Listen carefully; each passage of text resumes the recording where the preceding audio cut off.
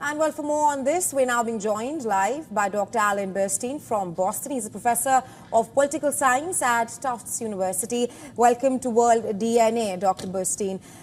First up, U.S. President Joe Biden just said that U.S. can only advise Israel to avoid striking Iranian oil facilities.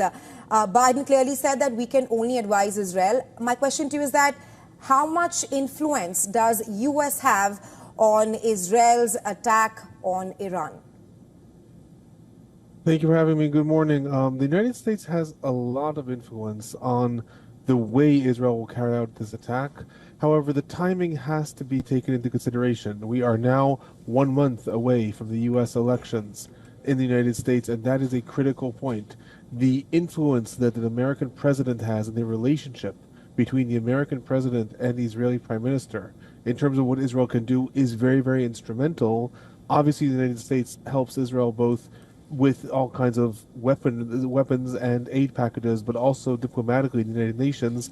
However, a lot of that depends on who the next president is. And right now, the Israeli prime minister might be feeling, well, no matter what happens, in a few months, President Biden is no longer the president. They'll have to forge a new relationship either with a President Harris or with, once again, with President Trump. So that may factor in also to how much Israel is going to listen to what the U.S. administration under President Biden has to say.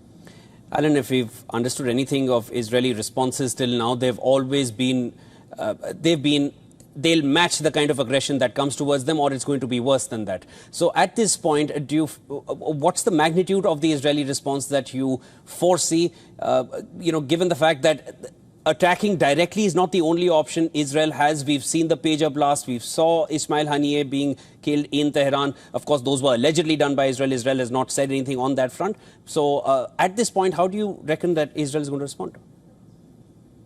So I'll say that we have to some extent, challenge that statement that Israel always responds in a more escalatory manner. What we saw in April was quite surprising, actually. Iran, for the first time in history, back in April, launched over 300 projectiles, ballistic missiles, cruise missiles, and drones towards Israel, whereas Israel actually did not publicly ever respond. Much like the assassination of Ismail Haniyeh, of course, it was Israel that carried out the attacks that then happened in Iran's nuclear facilities in Isfahan and Natanz.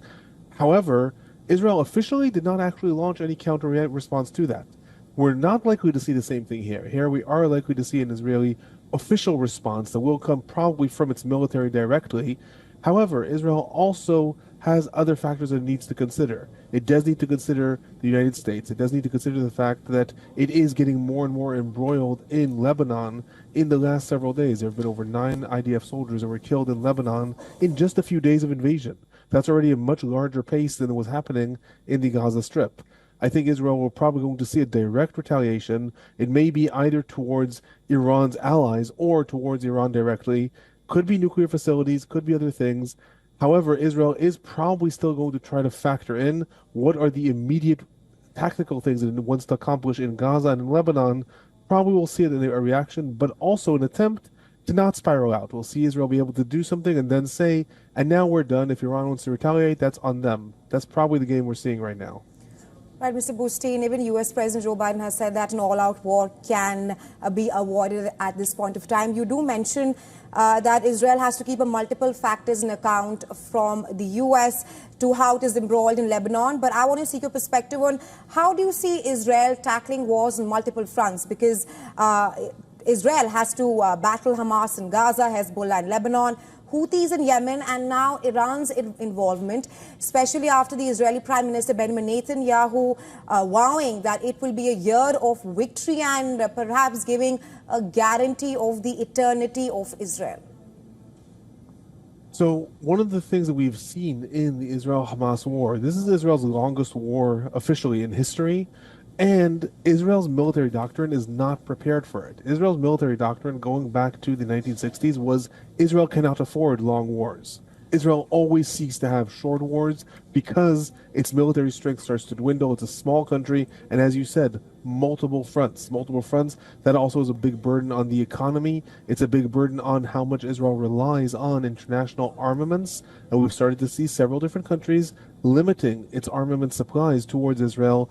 All these things are probably going to be factored in, even in the interceptions that we've seen, both in April and in this most recent attack from Iran.